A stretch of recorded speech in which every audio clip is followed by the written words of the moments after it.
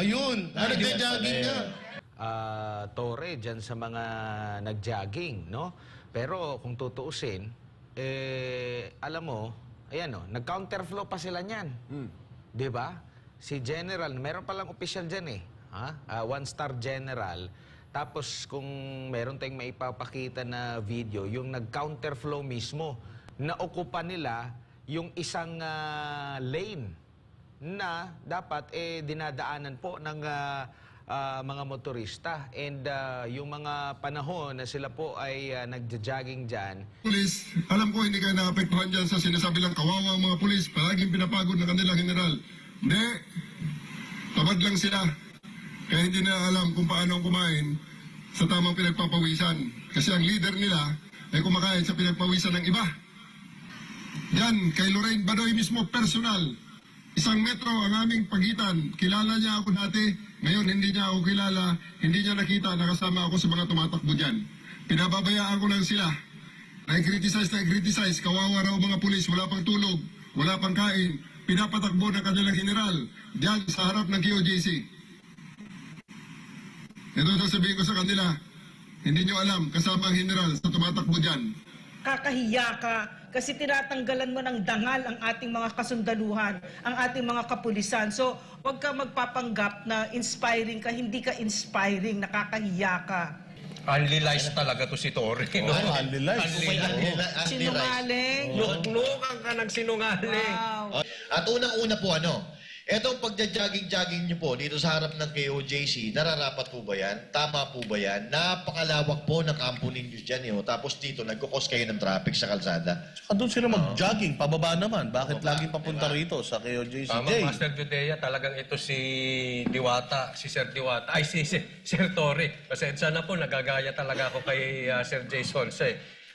Idol ko po kasi yun. Pero unrealized ka talaga kasi ang dami mong kasinungalingan.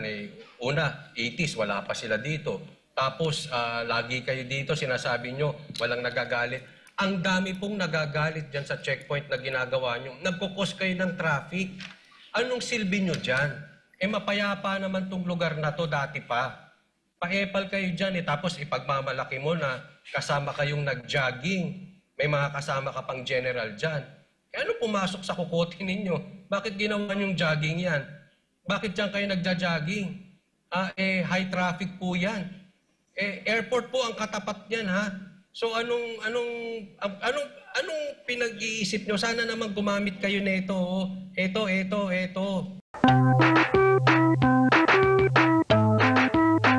Ipapakita. Lunes ngayon eh. So usually pag Lunes, nagpa-flag ceremony, flag racing yung mga ahensya ng gobyerno. At alam naman natin na mainit ngayon dito sa Davao. So meron tayong video na ipapakita sa inyo. Flag ceremony dito sa Camp Katitipan yata ito. Ayan, pasok.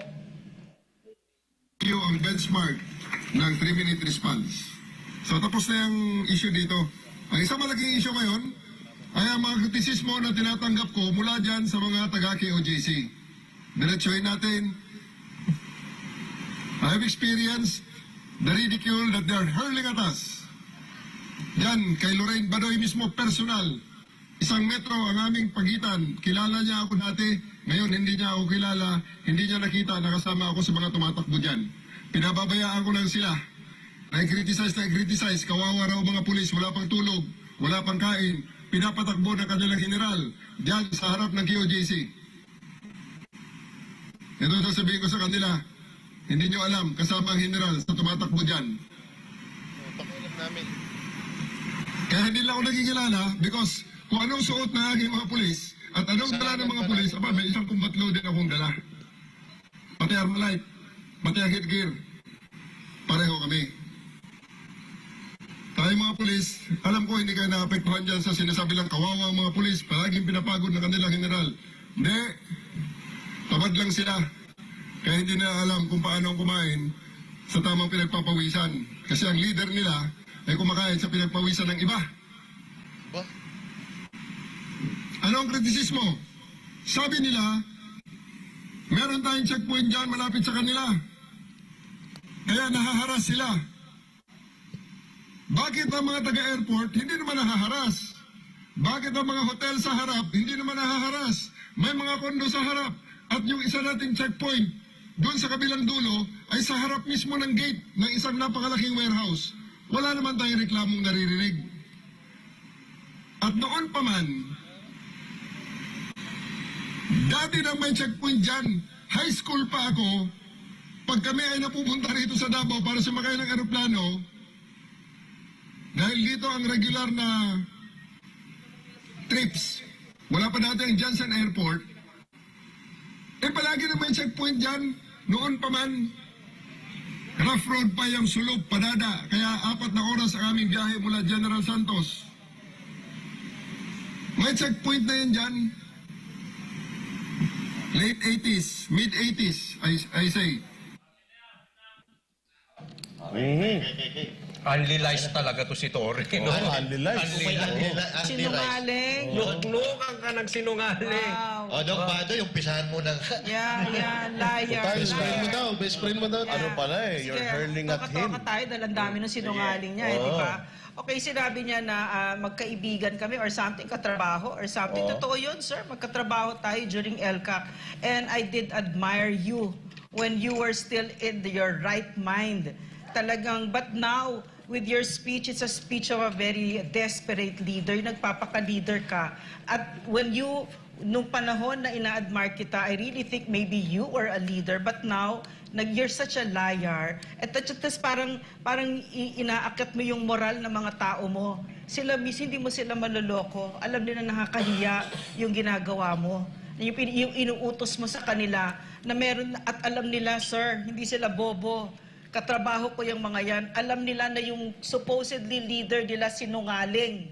At yan ang hindi dapat ginagawa ng isang leader. At lalong, anong ibig mo sabihin na nagpapa-impress ka, na nag-jogging ka? Sir, runner ako, nag-New York Marathon ako, 42 kilometers.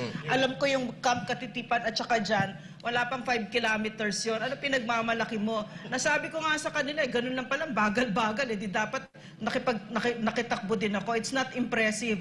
Don't try to impress us because you ran with your man. You should be running with your man. At lahat ng kahihiyan na pinapagawa mo sa kanila, talagang dapat gawin mo at pangunahan mo. Nakakahiya ka kasi tinatanggalan mo ng dangal ang ating mga kasundaluhan, ang ating mga kapulisan. So, huwag ka magpapanggap na inspiring ka, hindi ka inspiring, nakakahiya ka. Ako! Sige, ikaw naman. Mamaya pagkatapos mo ha, ulit. Pila-pila. Galit na galit ha. Walang iyaw. Naman, pagkatapos mo ako naman, Doc. Eh bakit ka naka-disguise? Sumama ka na rin lang sa kanila. Di sana nagtanggal ka na ng maskara mo. Yeah. Kung Ba't proud ka pala nagdi-disguise? eh, So di ba? ibig sabihin, hindi ka rin proud sa pinapagawa mo sa mga tao mo kasi kasama ka na naka-disguise eh. Isa pa, sinasabi mo na ang si Pastor Apollo Kibuloy ay kumakain galing sa pinagpaguran ng iba. Tingnan mo kung anong meron ng Kingdom of Jesus Christ. Ikaw nga kayo nga pasahod kayo ng taong bayan eh. Galing sa buwis namin yung pinapasahod sa inyo. Tapos, yung mga taxpayers ang inaabala ninyo. Kami ang mga nagbabayad ng mga pasahod ninyo, sabi nga ni PRD, pati brief ninyo, pati mga kinakain yung medyas ninyo, galing sa taong bayan, tapos taong bayan ang tineterrorize ninyo. Akala nyo siguro itong Kingdom of Jesus Christ hindi member ng ng society at ng Davao eh. Hindi po. Ito pong mga to ay mga Pilipino din. At every time na nakikita nila na ginagawa niyo yung kalokohan jogging nyo na yan, terrorize nyo po sila. May mga bata po dito, estudyante, mga matatanda. Araw-araw na ginagawa po ninyo yan. Natiterrorize po sila yan. At kaya mo ginagawa yan, hindi kayo para mag-exercise. Kasi para takutin talaga yung mga tao dito. Hindi naman tanga mga Pilipino eh. Kung sa tingin mo, yung mga kapulisan na kausap mo ay naniniwala sa sinasabi mo, dream on. Banas na sa iyo yung mga yan, sigurado ako. Pinahihirapan mo sila at ipinapahiya mo sila. So parang sinasabi mo na nakasama ako dyan. So, ano ngayon? Dapat lang naman talaga ginagawa niyo yan eh. Sa totoo lang eh. Ang dami pera ng PhilHealth, ninanakaw ng gobyerno. So pera namin yung ginagamit ninyo para sa araw-araw na pamumuhay ninyo. Kaya dapat pinoprotektahan nyo kami. Hindi nyo kami dapat tinatakot. Tsaka he doesn't even have the courage to admit what those checkpoints are for. He's trying to pretend that those checkpoints are for the airport, for the people of Davao, when in reality, it's really to harass and intimidate yung KOJC. But you don't even have the courage to tell the truth, General Torre. You're lying up face to face with your men and women, the men that you are ordering and supposedly leading. Matagal, ngayon lang nagkaroon ng checkpoint dito. At saka yung airport, medyo malayo yun. Hindi yun Oo. dito. Nung 80s sa kabila yun. Yeah, akala mo, sir, no, nanloloko mo ang Pilipinas. Iniinsulto mo ang katalinuhan namin. Correct. At hindi lang kami dito, kundi ang mga Pilipino, na sinasabi mo sa pagsisinungaling mo na yung checkpoint na yon ay para sa kabutihan ng taong bayan dito sa Davao. Pero ang totoo, hinaharas mo kasi yung takbo mo hanggang dito lang eh. Wala pang 2 kilometro dun sa harap ng KOJC.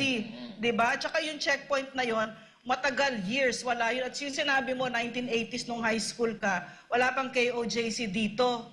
Seryoso. Wala pang airport dito. Alright. Nasa kabila pa yung airport Yes, yung nun. lumang airport, correct. O sinasabi niya hindi nagre-reklamo yung mga tao. Ano ka? Ang dami na naming mga nakakausap dito na bisita-bisita sa checkpoint nyo. Ang traffic-traffic na dahil sa kaka-checkpoint ninyo. Sa speaking of, Boss Dan, at mga kasama, speaking of doon sa hindi daw nila hinaharas itong mga taga-KOJC, ano po yung ginagawa nyo na nag-video-video ka dyan sa mga harap, gumagamit pa po kayo ng mga nakasibilyan, ng mga kasama ninyo, hindi po ba pangharas yun? Ito po ba, sabi kasi niya, hindi naman daw nahaharas yung mga may-ari ng hotel, hindi naman daw nahaharas yung mga nasa airport.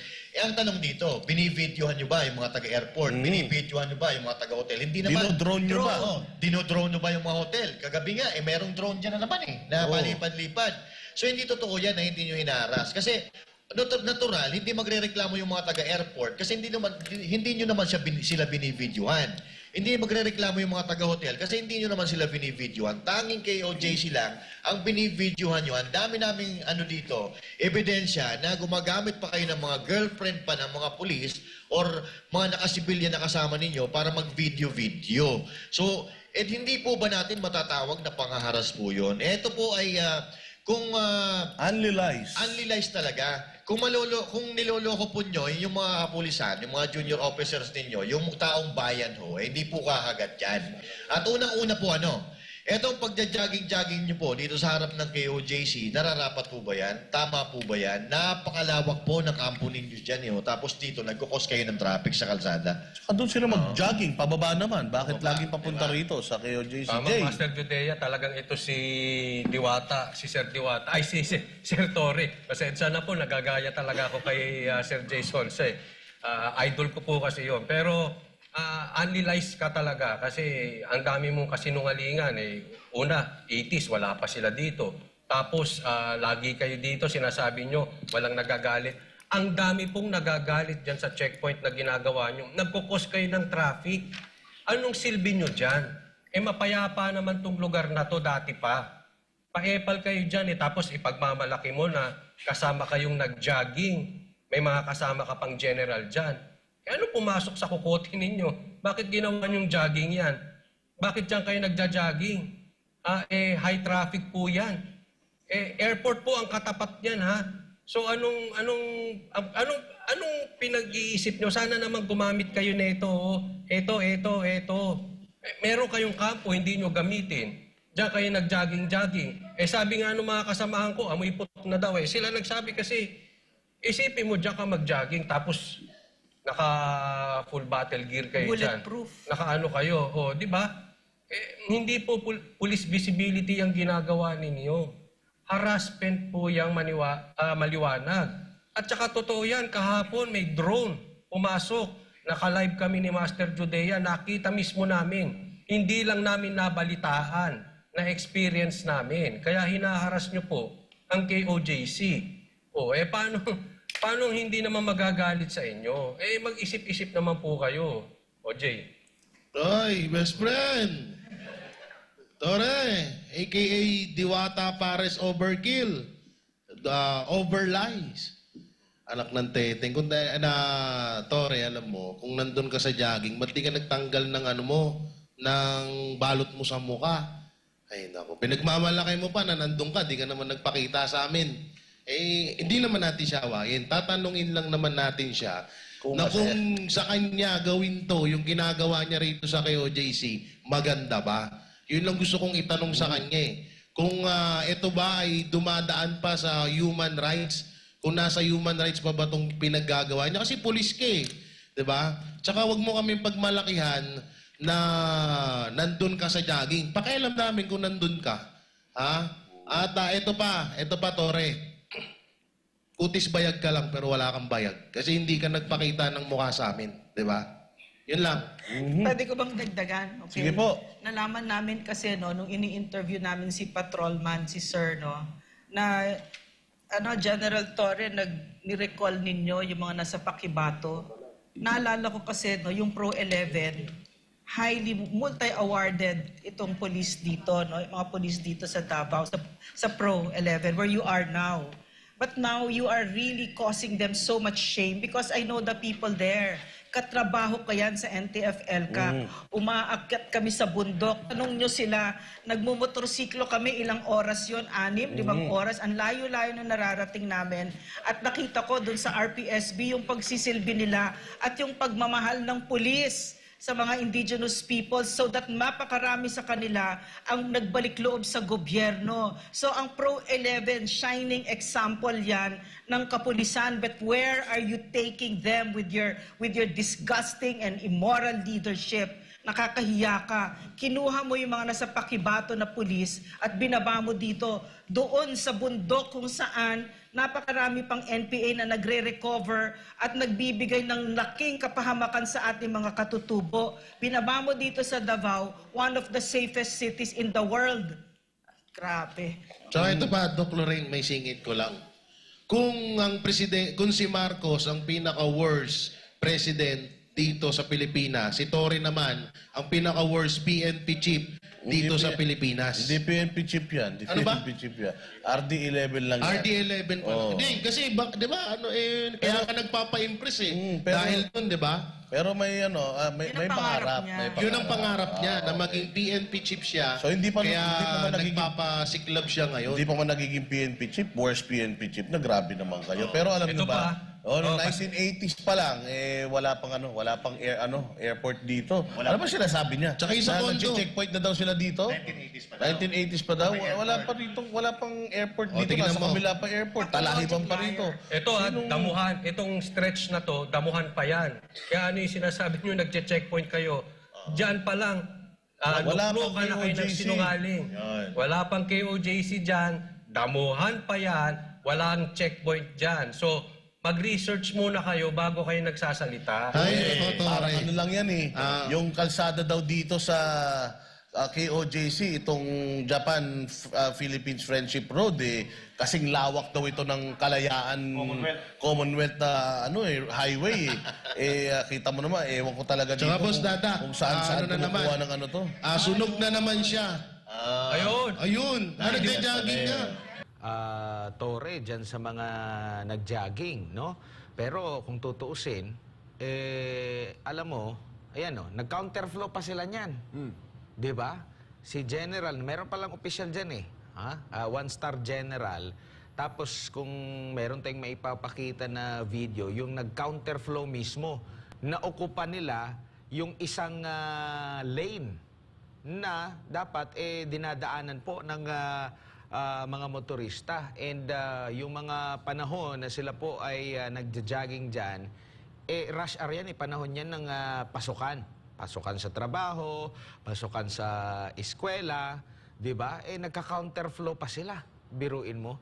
So, meron pang doon meron pang official. May isang video dyan na talagang sinalubong nila, yung nandito sila sa side na Nag-U-turn. Ay, naman pala Si talaga kaya naman pala hindi namin ka nakilala eh. Akala namin cartoons yung parang ginuhit. Nandiyan pala si Parang General, ginuhit sa papel Ay, kayo yung naman, mukha ko, galit na Torre. galit kayo. Sabi niyo, nakatago yung mukha, nakalabas Hindi naman. naman. Nakalabas pala eh. Pero siya ba yan? Parang hindi.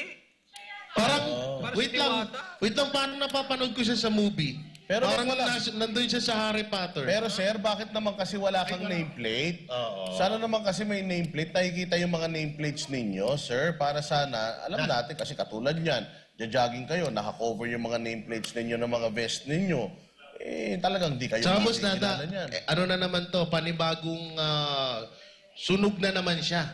Una-una doon sa sinabi niya sa airport, tapos dito sa KOJC, 1980s pa pala, wala pa pala naman tong ano na to. Tapos ito pa yung sinabi niya, yung condominium. Yung condominium na sinasabi niya doon sa video niya, ginagawa pa lang yung ngayon. Ano yung pinagsasabi mo na hindi nagrereklamo yung sa condominium? Ginagawa pa lang yun. Anong nakatira doon? Multo? Hindi, tsaka isa pang tanong, bakit Bakit huminto na yung pagpapajogging mo, sir? Kondisyon na ba sila? Ready na ba sila? Kaya pinahinto nyo na? Kasi ilang araw yun, no? Ilang araw dire-diretso na... Apat na araw ng dire-diretso nagpapajogging kayo. Pero bigla nyong pinahinto. Bakit nyo biglang pinahinto? Pero Boss Dada, sa tingin ko mas maganda nagtakip na lang sana siya ng mukha. Masagwa no? Grabe naman kayo. Sa kanina, sinasabi niyo bakit nagtakip na muwa. Tapos ngayon, pinatatakip niyo. Hindi alam ko na kung bakit nag-stop yan ng jogging. Boss Dada, Ma'am Lorraine. Oo, kasi babalik na yan sa Pasay.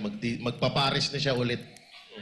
Pero hindi, ito, seryoso. Ang tanong kasi dito is, bakit mo sinasabi yun sa mga kapulisan mo? Demoralized na ba sila? Bakit kailangan mo silang kumbinsihin na tama yung ginagawa nila? Hindi ba nila alam sa mga sarili nila kung tama o mali yung mga ginagawa nila? Doc? Alam mo mga kababayan, yung Pro 11, matagal ko nakatrabaho kasi nga hotbed ng NPA ang Davao Region. Nung umupo si PRRD hanggang pagbaba niya, insurgency free ang Davao Region, no? Biro mo. At hindi yun, at malaking parte ang ginawa diyan ng Pro 11.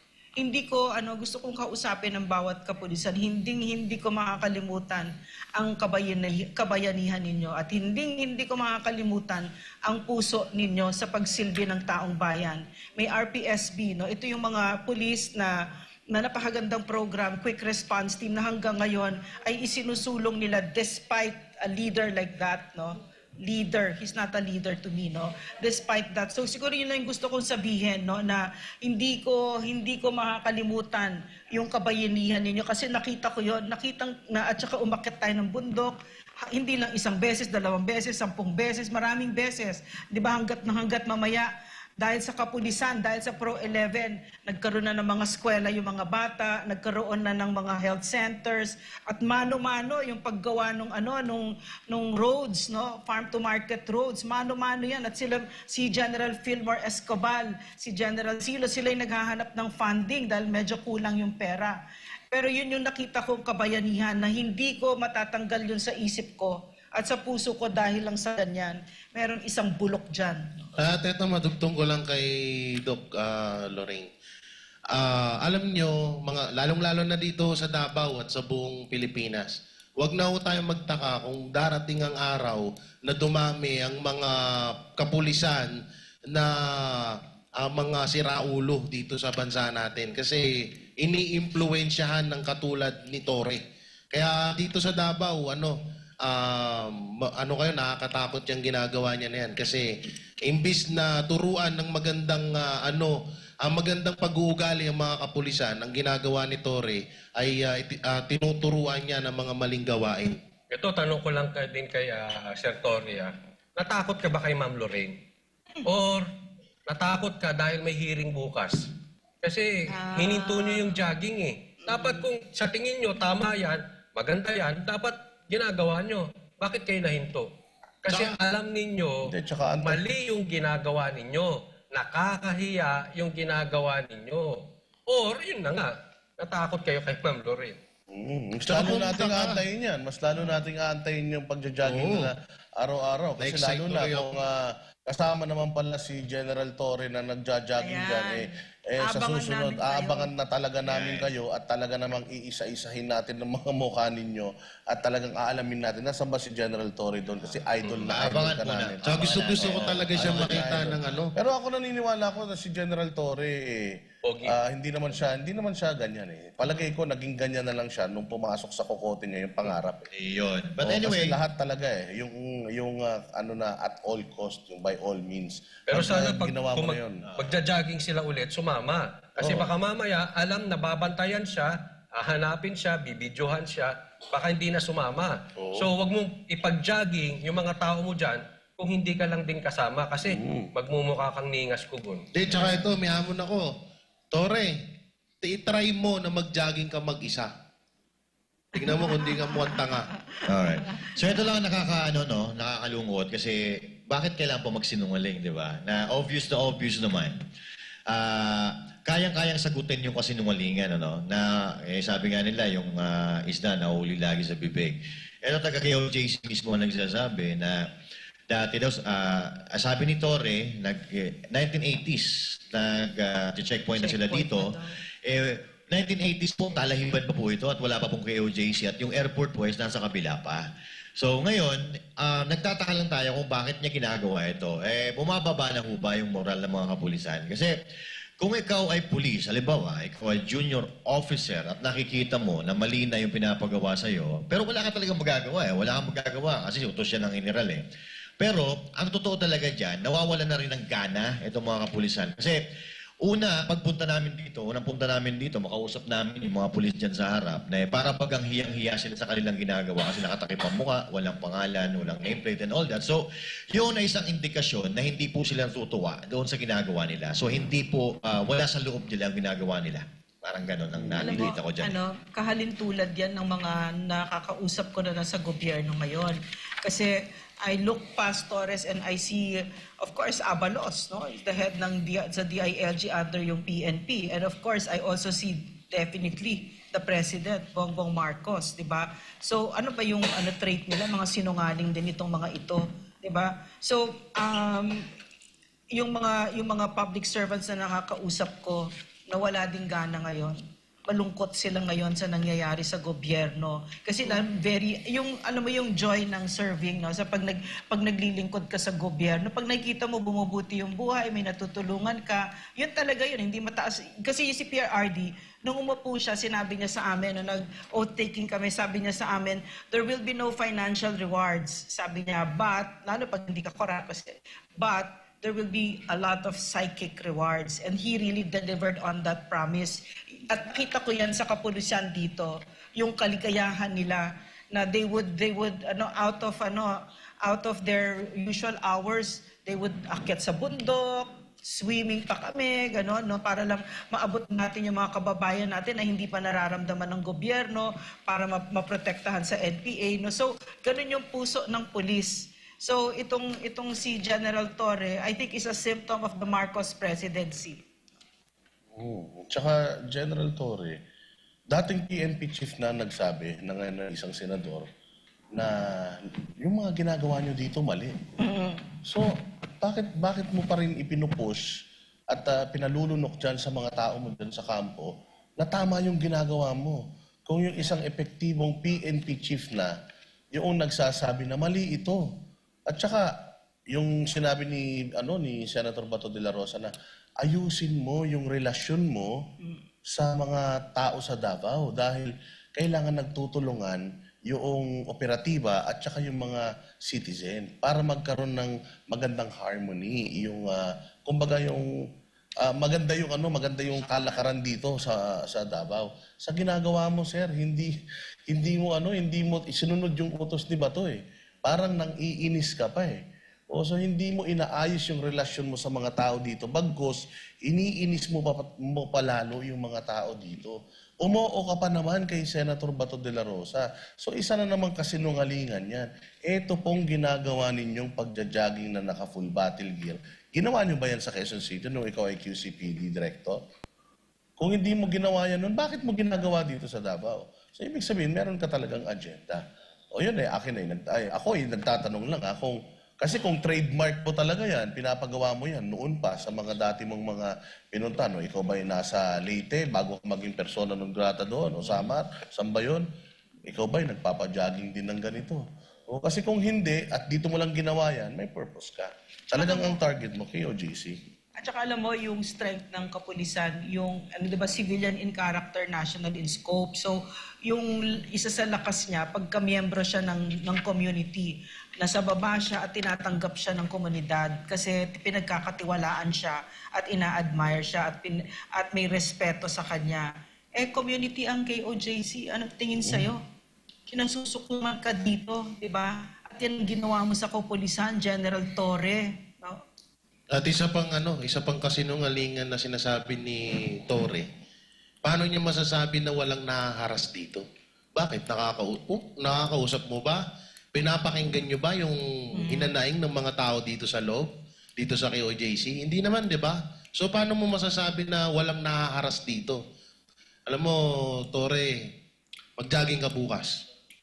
Pero alam nyo mga partners, no, may hearing bukas. So, bukas mapapatunayan natin, dyan i-justify ang mga kalokohan mo sa Senate. Sagutin mo lahat, sigurado ko, magkakaalaman tayo. Yun. At ito'y Oo, posible na panghaharas lang sa Davao at sa KOJC. Gaya nga ng sabi, walang forever. Ay siguro meron silang gustong magstay dyan. Ayun na nga, babalik pa rin tayo dito sa mainit na issue ng si General Torre dito sa Davao. Kasi medyo naano ako dun sa sinabi niya tungkol sa checkpoint na wala naman daw nagre-reklamo. Ito ang tanong, General Torre, kung ikaw ba ay nagkakandak ng checkpoint, ano ba yung chine-check mo? Kasi bakit kapag galing dito sa Kingdom of Jesus Christ yung sasakyan na magdadaan dyan sa checkpoint ninyo, yung mga ibang mga sasakyan pinapaabantin nyo lang. Pero pag galing dito kay markado hindi, pinapahinto ninyo, pinapababa ninyo yung salamin. At ang pinaka nakakatawa dito, bakit nyo tinatanong kung saan pupunta at saan galing? Pwede ba yun? Pwede ba na tanongin nila yun, pribado na yun? Kung sakali man, kung saan ako galing, anong silbi nun sa pag-checkpoint mo? Kaya ito ako para sa akin, paglabag talaga ito sa privacy harassment at privacy. Sa ibang bansa, hindi pa pwede ito, Doc Lorraine. Actually, sa Amerika nga kung ikaw ay tatanungin niya, pengi ako ng ID, hindi mo nga pwedeng ibigay yun hanggat hindi mo ipinapaliwanag sa kanya yung reason bakit mo siya hinihinga ng identification. At meron sila nga doon na meron nga sila doon yung rule na hindi ako obligado na sumagot sa mga tanong mo. Meron silang ganun doon. Ba't dito sa Philippines, kaya tayo na pag-iiwanan Kasi yung simple pagsunod na lang sa mga protocol, lalo na sa mga checkpoint, hindi pa natin kayang gawin. Your point is very important. Kasi sinasabi mo, I'm sorry.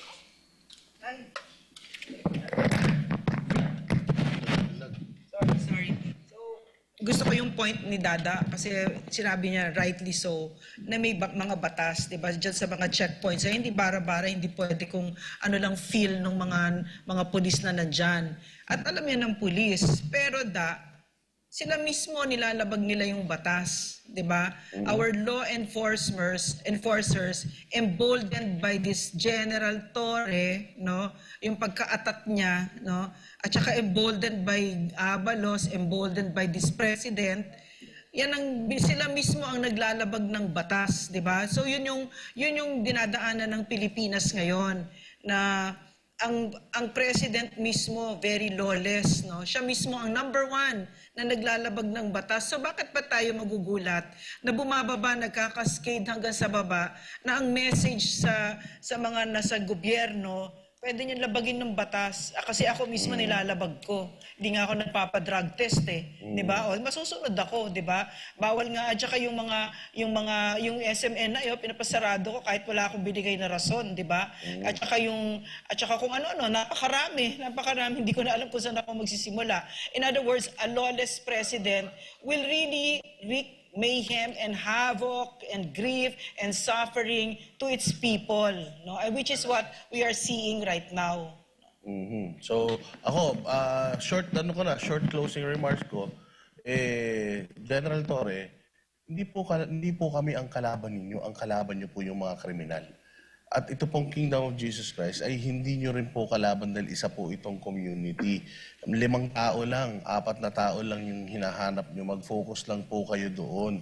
Hindi po dapat na nadadamay yung kabuuan ng komunidad na ito dahil lamang sa pagnanais ninyo na mahanap niyo yung 5 tao. Lagi natin sinasabi, ang halimbawa natin dyan, isang barangay.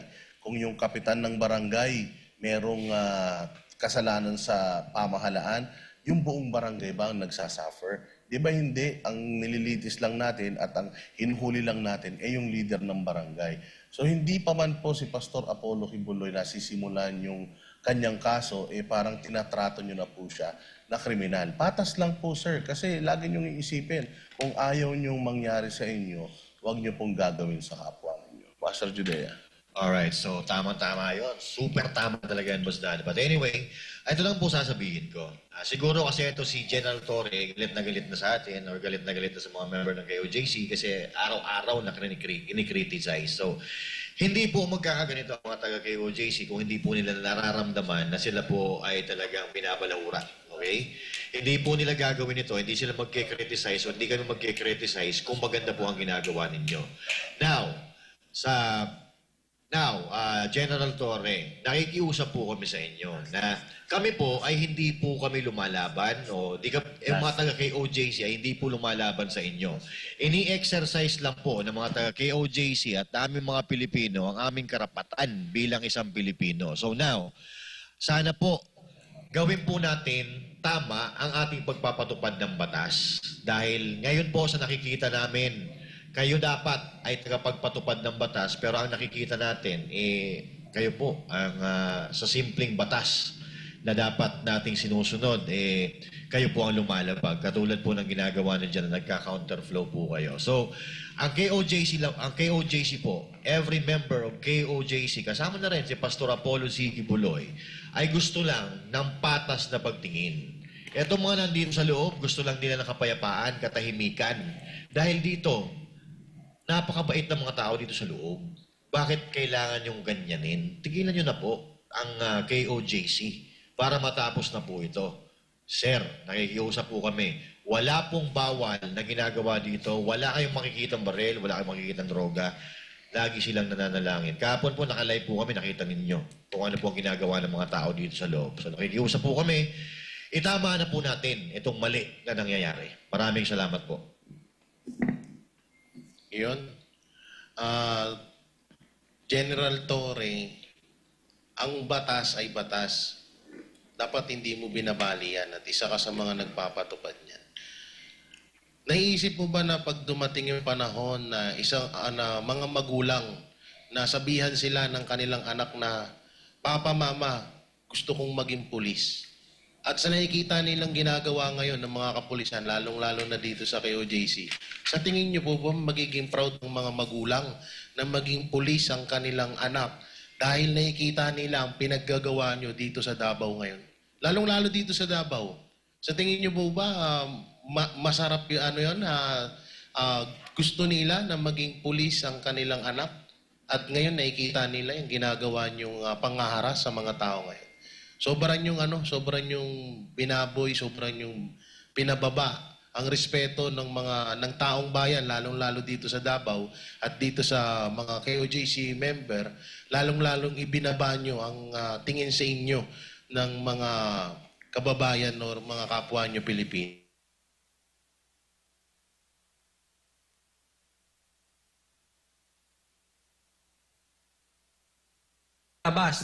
Sa labas mismo ng KOJC. So may mga audience po yan. Diba? Abangan nyo yan, abangan ninyo. Baka surprise, hindi natin alam.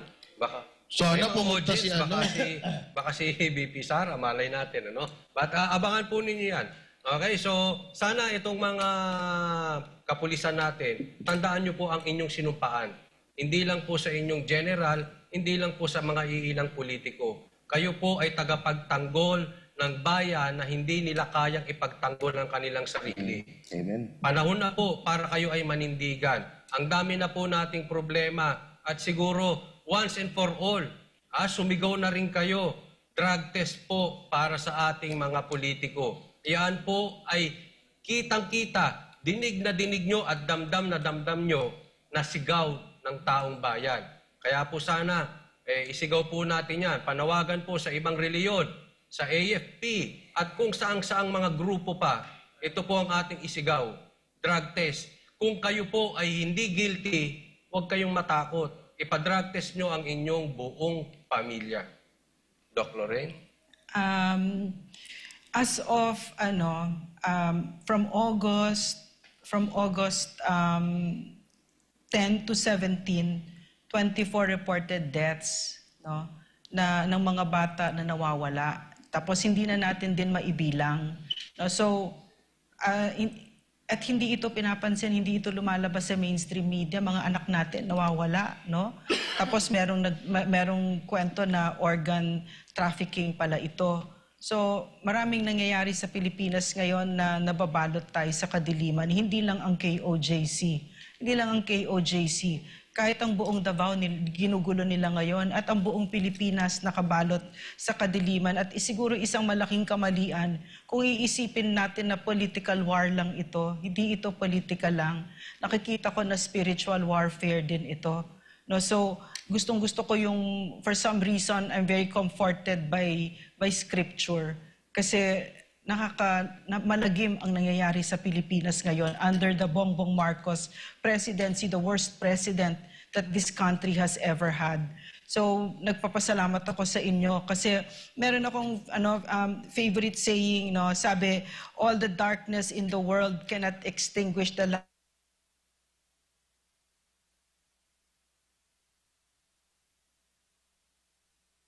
naman hindi din kayo magsalita, 'di ba?